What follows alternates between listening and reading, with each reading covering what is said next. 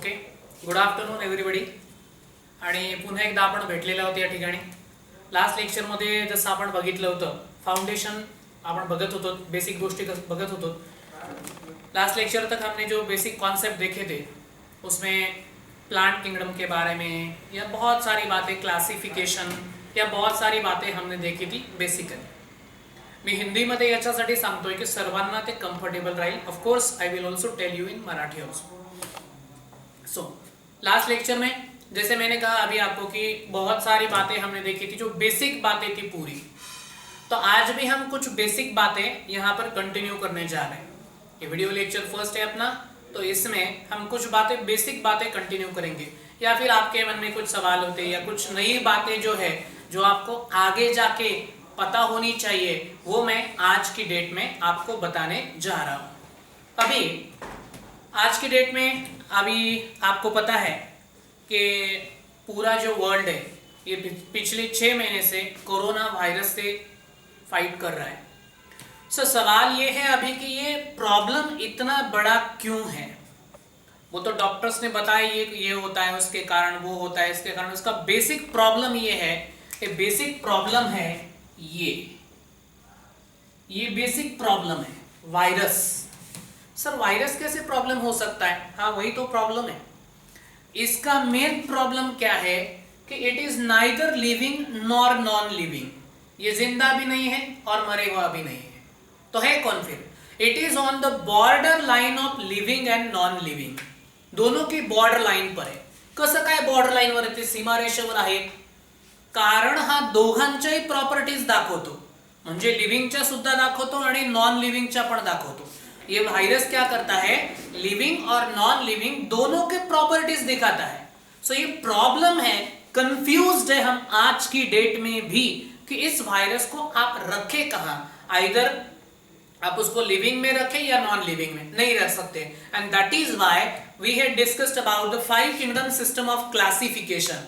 उस सिस्टम में हमने अलग अलग ऑर्गेनिजम्स को क्लासिफाई किया था.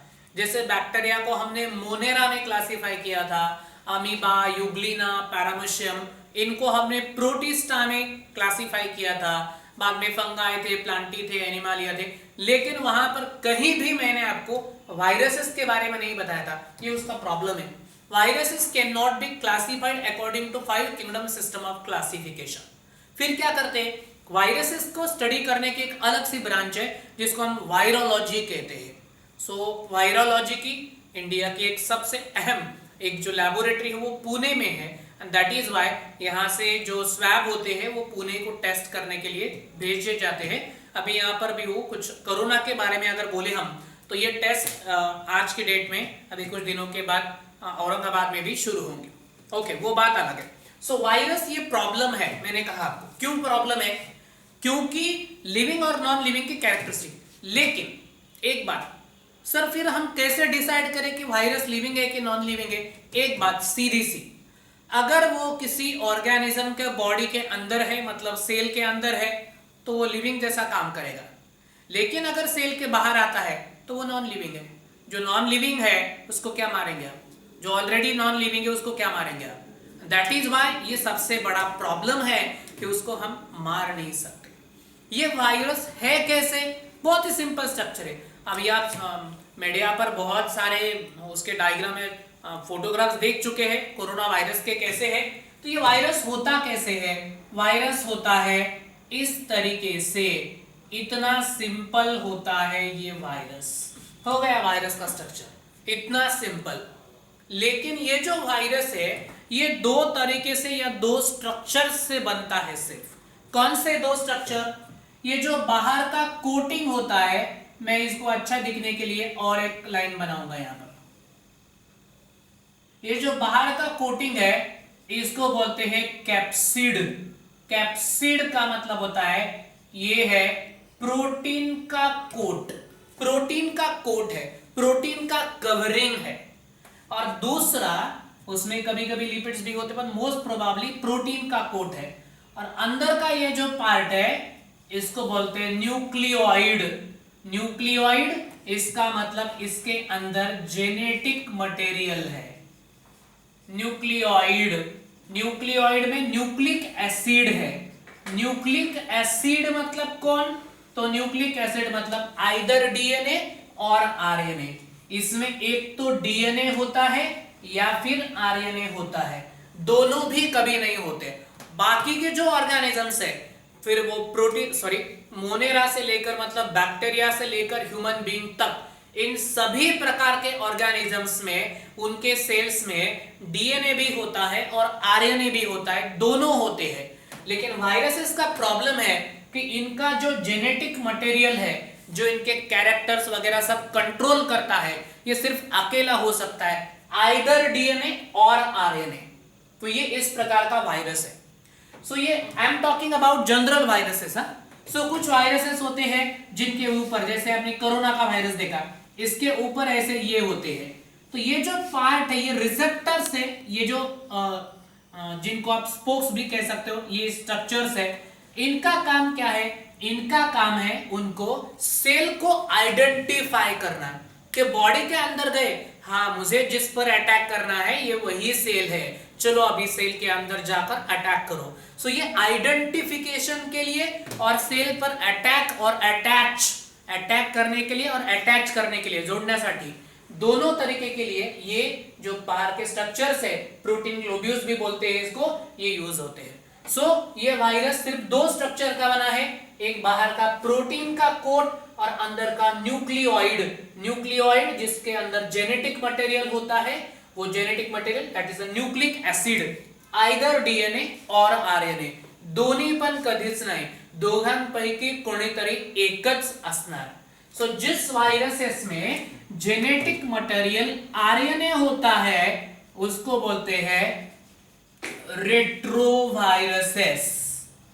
रेट्रोस मींस ऑपोजिट। जैसे मोस्ट ऑफ द मतलब ऑल बोले तो भी कोई प्रॉब्लम नहीं, ऑल लिविंग ऑर्गेनिजम्स का, फिर वो बैक्टीरिया से लेकर ह्यूमन बीइंग तक हो, उनका जो जेनेटिक मटेरियल है ना वो डीएनए होता है। लेकिन इसका जेनेटिक मटेरियल अगर समझो आरएनए होता है वायरस का, तो उसको रिट्रो बोलते हैं। रिट्रो का मतलब ऑपोजिट, बाकी के ऑर्गेनिज्म की कंपैरिजन में इसका जेनेटिक मटेरियल ऑपोजिट है, दैट इज व्हाई आप उसको रिट्रोवायरस बोलेंगे, ऑपोजिट वाला। सो आरएनए जेनेटिक मटेरियल जिसमें होता है उस वायरस को रिट्रोवायरस कहते हैं। सर हे सगळं खरं झालं, पण आता हा जो जेनेटिक मटेरियल है तो म्हणजे काय नेमकं, तो मैं डिटेल में बताऊंगा आपको, अपने पास बहुत सारा टाइम है। सो बेसिक बातें पूरी तरह से क्लियर करेंगे, 2 लेक्चर एक्स्ट्रा लगे तो चलेगा, कोई प्रॉब्लम नहीं, आपके डाउट्स क्लियर होने चाहिए। चलो मैं क्लियर करता हूं यहां तक। आई होप आप सबको समझा है, अगर नहीं समझा होता है तो बाद में आप मुझे कांटेक्ट कर सकते हो, पूछ सकते हो। अभी आगे जाएंगे थोड़ा, इसके जैसे कुछ स्ट्रक्चर देखेंगे, बाद में मैं आपको जेनेटिक मटेरियल के बारे में डिटेल बताऊंगा। ओके, वायरस हो गया। सो शॉर्ट में अगर आप रिवीजन करें वायरसेस का तो क्या होता है, viruses are on the border line of living and non living, दोनों के बॉर्डर लाइन पर है। ये जब सेल के अंदर एंट्री करते हैं तब ये लिविंग होते हैं, सेल के बाहर होते हैं तब ये नॉन लिविंग होते हैं, and that is why it is very difficult to destroy them, and they are easily transmitted. किसी मीडियम के द्वारा ये ज्यादा से ज्यादा ट्रांसमिट होने के चांसेस बहुत ज्यादा होते हैं, that is why it is very difficult to get rid of the viral diseases. Okay, viruses में दो बातें देखी हमने, एक सबसे बाहर का जो था प्रोटीन का कोट जिसको हमने कैप्सिड कहा था, उसके अंदर, उसके बाद उसके बाहर वाला जो स्ट्रक्चर, उसके अंदर वाला जो स्ट्रक्चर देखा हमने न्यूक्लियोइड, जिसको बोला था न्यूक्लिक एसिड कोर, जिसके अंदर न्यूक्लिक एसिड था। न्यूक्लिक एसिड दोनों में से कोई एक हो सकता है, न्यूक्लिक एसिड दोनों में से कोई एक हो सकता है, डीएनए या आरएनए, दोनों भी कभी नहीं। वायरसेस में एक तो डीएनए होगा, नहीं तो आरएनए, दोनों में से कोई एक, नेवर द बोथ। सो ये वायरसेस के बारे में। अभी उसका एक भाई है, इसको बोलते हैं वायरॉइड्स। वायरॉइड्स बोलते हैं। क्या है वायरॉइड्स? वायरॉइड्स की डायग्राम निकालना बहुत डिफिकल्ट नहीं है। क्यों नहीं है? ये देखो, हो गई इसके डायग्राम, इतनी इजी डायग्राम है। क्या है वायरॉइड्स? वायरॉइड्स ऐसे स्ट्रक्चर्स है जिसमें सिर्फ आरएनए होता है, जिसमें सिर्फ आरएनए होता है, no protein coat is there, बाहर से प्रोटीन का कोट नहीं है इसको। सो वायरसेस से वायरॉइड्स कैसे डिफरेंट है? वायरसेस में बाहर से प्रोटीन का कोट होता है, लेकिन यहां पर प्रोटीन का कोट नहीं होता। सर तुम्ही आता म्हणाले असं की आपल्या पण सेल्समध्ये म्हणजे लिव्हिंग ऑर्गॅनिझमच्या सेल्समध्ये पण आरएनए असतो, मग त्या आरएनए मध्ये या आरएनए मध्ये काय फरक है? This is infectious RNA. ये जो आरएनए है ना, ये इन्फेक्शंस कॉज करता है, अलग अलग प्रकार के डिसीजेस कॉज करता है। एग्जाम्पल पीएसटीवी नाम का जो वायरॉइड है, ये सबसे पहले डिस्कवर किया गया वायरॉइड है, उसका नाम है पोटैटो स्पिंडल ट्यूबर वायरॉइड। ये सबसे पहले डिस्कवर किया गया वायरॉइड है, पोटैटो स्पिंडल ट्यूबर वायरॉइड। ये जो वायरॉइड्स है ना, ये मेनली प्लांट्स में डिसीजेस कॉज करते हैं। इसके बारे में आप ज्यादा जूलॉजी में भी है आपको, लेकिन बॉटनी में ज्यादा नहीं है डिटेल हमारे लिए according to the NCERT syllabus. So हम बाद में देखेंगे कुछ बातें इसके बारे में। और ये वायरॉइड्स हो गए। अभी दूसरा, सर अगर ऐसा कोई होता है क्या, असं कोणी असतं का हो सर ज्याला प्रोटीनचा कोट आणि न्यूक्लिक ऍसिड दोन्ही आहे तो व्हायरस, ज्याला फक्त न्यूक्लिक ऍसिड आरएनए आहे तो व्हायरॉइड?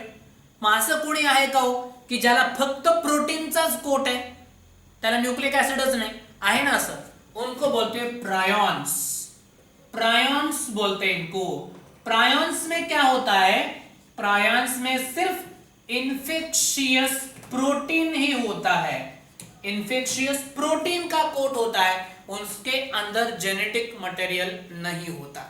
सो इस प्रायॉन्स के बारे में बहुत सारे डिसीजेस कॉज करता है प्रायॉन्स, उसमें से एक डिसीज है mad cow disease. Mad cow disease में क्या होता है कि ये जो है, ऑफ कोर्स इस डिसीज में इसके नाम से आपको पता चला होगा, इस डिसीज में ब्रेन और अपना जो स्पाइनल कॉर्ड होता है हमारा, मतलब गाय का भी, ये जो स्पाइनल कॉर्ड होता है, दोनों को ये प्रायॉन्स जो है वो अफेक्ट करते हैं, दोनों पर दुष्परिणाम होते हैं। That is why this disease is known as mad cow disease. ये होगा प्रायॉन्स के बारे में। सो यहां तक हमने 3 बातें देखी।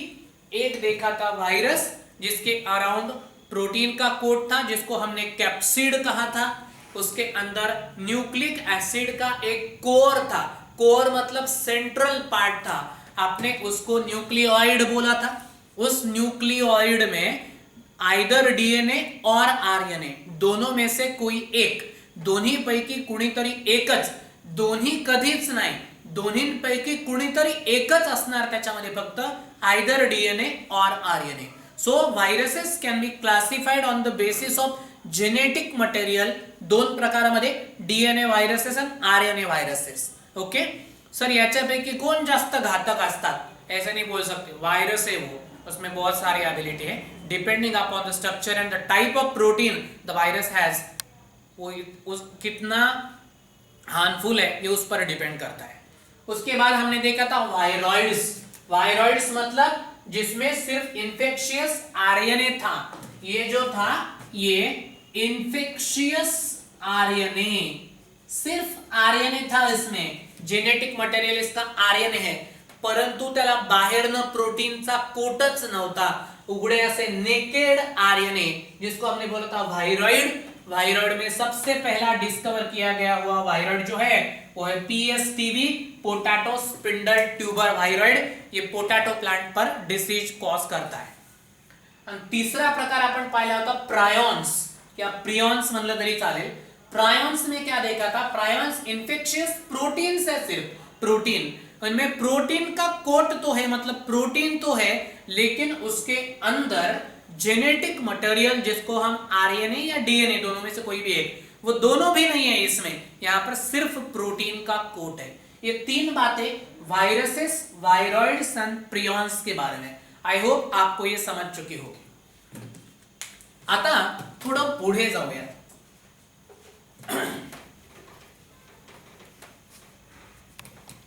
क्या दिया है यहां पर? ये जो वायरसेस होते हैं ना, मैं आपका जो सिलेबस है 11 का, 12 का, नीट का, उसके अकॉर्डिंग मैं आपके बेसिक कॉन्सेप्ट क्लियर कर रहा हूं यहां पर। बहुत सारे स्टूडेंट ऐसे हैं कि जो आउट ऑफ बुक जाकर यहाँ पर वहां पर गूगल पर इधर उधर ढूंढते हैं और वो क्वेश्चन पूछते हैं। Just concentrate on NCERT text book, बाकी की बातें बाद में, पहले एनसीईआरटी पर फोकस करो, वो सब कॉन्सेप्ट समझो, आपको आउट ऑफ मार्क्स मिलेंगे, अच्छे से मार्क मिलेंगे। लेकिन अदर जो कॉन्सेप्ट है कि जो इसका नीट के लिए कोई लेना देना है नहीं, वो कॉन्सेप्ट में आपका समय मत बर्बाद कीजिए। Okay, coming to the point. ये जो वायरसेस है, ये वायरसेस बेसिकली 3 प्रकार के होते हैं। किसके आधार पर? कौन से ऑर्गेनिज्म पर वो एक्ट करते हैं, कौन से ऑर्गेनिज्म पर वो अटैक करते हैं, उसके अनुसार वायरसेस के 3 प्रकार पड़ते हैं। पहले होते हैं प्लांट वायरसेस, जिनको प्यार से फाइटोवायरसेस बोलते हैं। फाइटा मतलब प्लांट, हमने देखा था ब्रायोफाइटा, टेरिडोफाइटा, स्पर्मेटोफाइटा, स्पोरोफाइटा। दूसरे आते हैं एनिमल वायरसेस, जो एनिमल पर अटैक करते हैं, एनिमल को बोलते हैं जून, वो इनको बोलते हैं जून वायरसेस। Okay, animal viruses. और तीसरी बात आती है जिनको बोलते हैं बैक्टीरियल वायरसेस। बैक्टीरियल वायरसेस, इनको बोलते हैं बैक्टीरियोफेजेस। बैक्टीरियोफेजेस, इसको और एक नाम मैं बताऊंगा आपको, फाइटोफेजेस बोलते हैं इनको मोर कॉमनली। फाइटोफेजेस, इनको जूफेजेस, और बैक्टीरिया पर अटैक करने वाले को बैक्टीरियोफेजेस। फाइटा मतलब प्लांट, जू मतलब एनिमल, बैक्टीरियो मतलब बैक्टीरिया। और फेज का मतलब होता है फेज नहीं, फेज का मतलब होता है अटॅक करना, हे गिळंकृत करून टाकणे, गिळून टाकणे, याचा मराठीमध्ये अर्थ होईल असा। तो यहाँ पर उसका जो मीनिंग है फेज का मतलब यहाँ पर अटैक करता है। So plant viruses they attack and infect plant, animal viruses attack and infect animals, bacterial viruses attack and infect bacteria. तुम्हाला हे ऐकून आश्चर्य वाटलं असेल का हो सर, बॅक्टेरिया तर एवढे छोटे असतात मग त्यांनाही सोडत नाहीत का हे वायरसेस? नाही, वायरस है तो कुणालाही सोडणार नाहीये। सो ये बैक्टीरिया पर भी अटैक करते हैं, उनको बोलते हैं बैक्टीरियल वायरसेस या बैक्टीरियोफेजेस। अब इनके शेप साइजेस अलग अलग होते हैं, अलग अलग वायरस के अनुसार, कौन से प्लांट पर कौन सा वायरस अटैक करना है उसके अनुसार बहुत सारे उनके टाइप्स और डिफरेंसेस है। उतना तो सिलेबस के लिए भी नहीं है हमें, सो हम उतने डिटेल में नहीं जाएंगे, जितना हमारे काम का है उतना देखेंगे। सो जनरली ये जो प्लांट वायरसेस है ना, ये रॉड के शेप के होते हैं, ये रॉड के शेप के इस तरीके से होते हैं। एनिमल के जो वायरसेस होते हैं वो जनरली स्पेरिकल होते हैं, और बैक्टीरिया के वायरसेस होते हैं ना, वो टैडपोल जैसे होते हैं। टॅडपोल मतलब आळी, बेडकाची आळी कोणाची पण, ये देखो इस तरीके से ये वायरसेस होते हैं।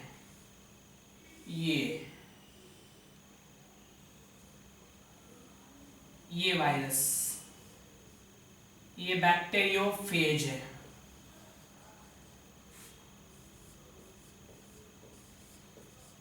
ये बैक्टीरियोफेज, इसका स्ट्रक्चर इस प्रकार से है। इसको बोलेंगे आप इसका प्रोटीन का कोट। प्रोटीन कोट साठी कोणता शब्द वापरला होता आपण? करेक्ट है, कैप्सिड। उसके बाद ये न्यूक्लिक एसिड, ये आइदर डीएनए और आरएनए दोनों में से कोई एक, मोस्ट प्रोबेबली इसमें डीएनए होता है। ये है, यहां पर और थोड़ा डिटेल बताऊंगा मैं आपको।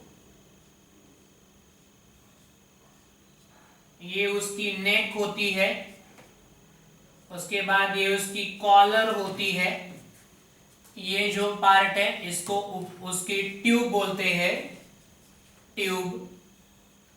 और ये जो बेसल प्लेट, ये जो डार्क करके दिखाई मैंने, इसको बोलते हैं बेसल प्लेट। और ये जो है इनको बोलते हैं टेल फाइबर्स। अभी हर एक का काम क्या है ये मैं बताऊंगा। प्रोटीन का कोट का तो काम प्रोटेक्शन है, ये तो कोई प्रॉब्लम नहीं है। न्यूक्लिक एसिड का काम, ध्यान में रखो, कौन से भी प्रकार का वायरस हो, आइदर वो प्लांट, एनिमल या बैक्टीरियल वायरस हो, आइदर वो डीएनए वायरस हो या आरएनए वायरस हो, उसमें उसका जो न्यूक्लिक एसिड होता है, आइदर डीएनए और आरएनए, ये न्यूक्लिक एसिड उसका इन्फेक्शियस पार्ट है। मतलब वायरसेस के कारण जो इन्फेक्शन होता है ना, वो एक्चुअली उनके जेनेटिक मटेरियल आइदर डीएनए और आरएनए के कारण होता है। ओके, हाँ हो गया, प्रोटीन कोट हो गया, न्यूक्लिक एसिड हो गया। नेक कॉलर, इसका काम, ये जो इतना पार्ट होता है यहां से यहां तक, इसको हेड कहते हैं, और यहां से यहां तक जो पार्ट होता है उसको टेल कहते हैं। सो हेड और टेल को ज्वाइन करके रखने का काम नेक और कॉलर करते हैं। तुम्हाला ऐकून आश्चर्य वाटेल, ही जी कॉलर आणि ही जी ट्यूब है ना, ये ट्यूब के ऊपर ऐसा कवरिंग रहता है दूसरा मटेरियल का, और ये ट्यूब इतना पोकळ असते, यहां से हॉलो है। क्यों? क्योंकि जब ये बैक्टीरियोफेज, ये बैक्टीरिया की सेल है, समझो ये बैक्टीरिया की सेल है, इस पर जब ये बैक्टीरियोफेज अटैक करेगा ना, तो अंदर का ये जो जेनेटिक मटेरियल है ना, ये ट्यूब से बैक्टीरियल सेल में डाल देगा, बैक्टीरियल सेल में डाल देता है ये, और बाकी का पार्ट बाहर रहता है, उस रिमेनिंग पार्ट को बोलते घोस्ट।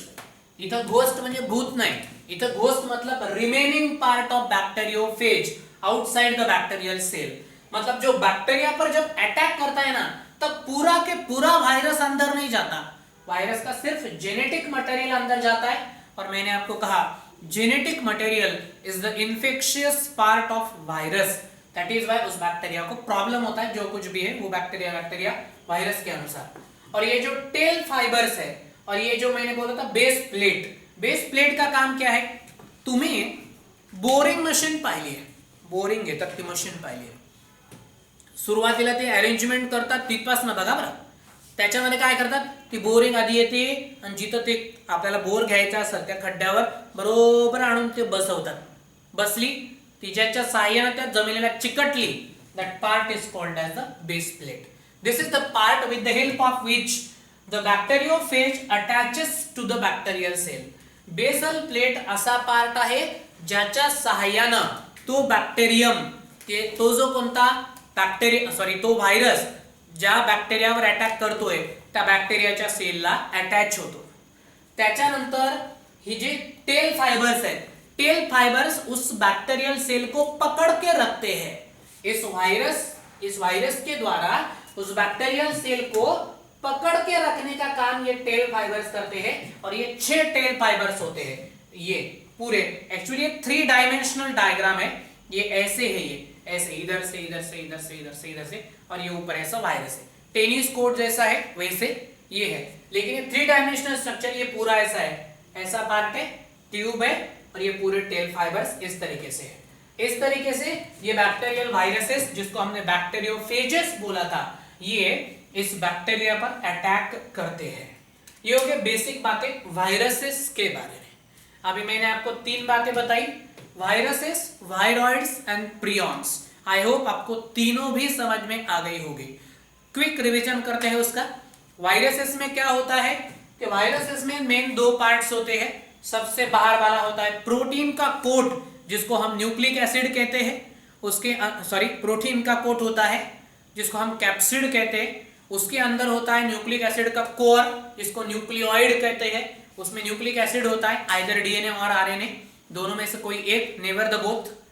और ये जो वायरस है, ये वायरस उसके सेल पर, सेल नहीं होती वायरस में, उसके जो स्ट्रक्चर होता है उसके ऊपर इस तरीके से ग्लोब्यूलर प्रोटीन्स भी हो सकते हैं उसकी अटैचमेंट के लिए। ये हो गया वायरसेस के बारे में। उसके बाद सिर्फ इन्फेक्शन करने वाले जो आरएनए होते हैं, हमने उनको वायरॉइड्स कहा था। सबसे पहला जो वायरॉइड डिस्कवर किया गया, potato spindle tuber viroid, PSTV, ये वायरॉइड सबसे पहले डिस्कवर किया गया और स्टडी भी किया गया था। उसके बाद थे प्रायॉन्स और प्रियॉन्स। ये जो प्रायॉन्स थे, इनमें सिर्फ प्रोटीन स्ट्रक्चर होता है, they do not have genetic material, they cause various diseases like mad cow disease.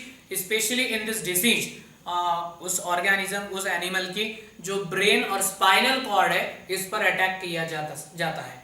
ये हो गया वायरसेस, वायरॉइड्स और प्रायॉन्स के बारे में। आई होप आप सबको ये समझ आ गया होगा। अभी थोड़ा आगे जाते हैं, क्या दिया है आगे। तो आगे एक बात मैं बताने जा रहा हूं आपको, सर थोडंसं बेसिक सांगतो आधी।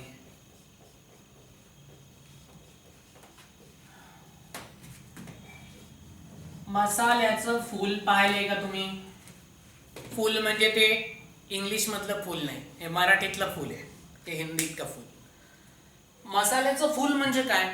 ते मसाला घेतात, ते टाकतात कढईत, भाजतात, त्याला बारीक करून त्याच्यापासून मसाला बनवतात, दॅट फूल. काय पाहिले का? नाही. मे बी पाहिलं असेल, काही जणांनी मुली असतील तर त्यांना माहित असेल बेसिकली, किंवा बऱ्याच जणांना मुलांनाही माहिती असेल. सो हे जे मसाल्याचं फूल आहे ना, ते कोण आहे? ते दोघं जण आहेत ऍक्च्युअली, एकटं नाहीये, त्याच्यात दोघं जण असतात, दो ऑर्गेनिजम्स होते उसमें. ये जो मसाले का फूल होता है ना, उसमें दो ऑर्गेनिजम्स होते हैं. एक ऑर्गेनिज्म होता है अल्गी, दूसरा ऑर्गेनिज्म होता है फंगाई. हम अल्गी और फंगाई खाते हैं मसाले के नाम पर. कैसे? देखो बताऊं. एल्गी और फंगाई जब एक साथ आ जाते हैं, रहते हैं, तब दोनों की जो एसोसिएशन है ना, उसको बोलते हैं लाइकेन्स. मराठी मध्ये, हिंदी मध्ये शैवाल बोलते हैं इसको.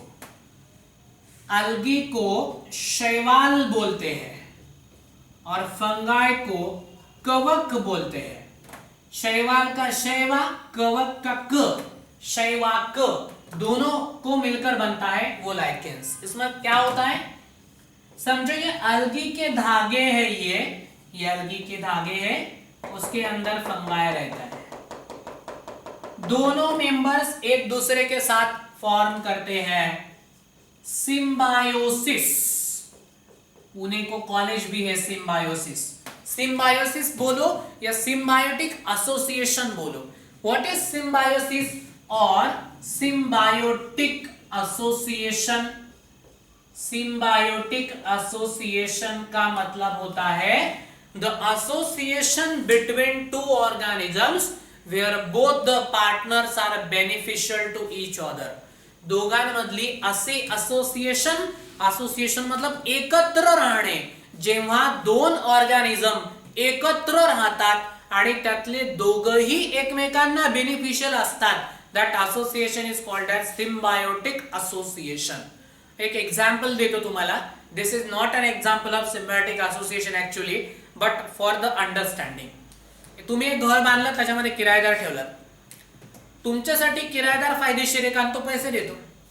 किरायेदारासाठी तुम्ही फायदेशीर आहेत कारण तुम्ही त्याला राहायला जागा देता, तुमच्याकडे मेस असेल तर जेवायला देता. बोथ द पार्टनर्स, किरायेदार आणि मालक, both of them are beneficial to each other.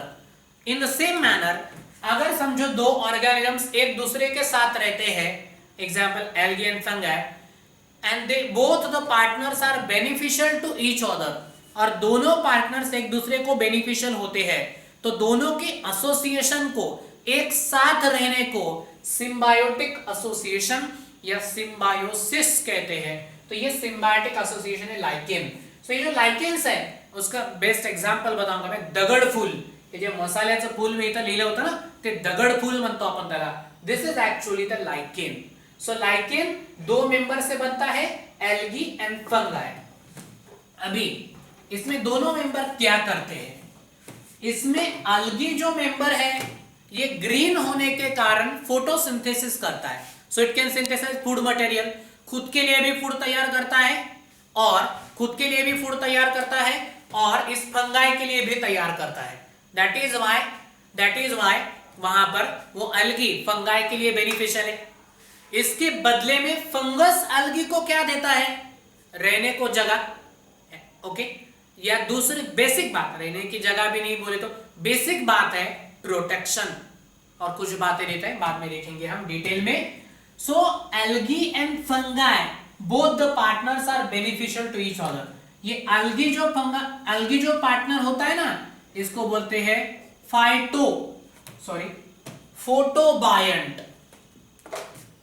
फोटोबायंट बोलते हैं इसको.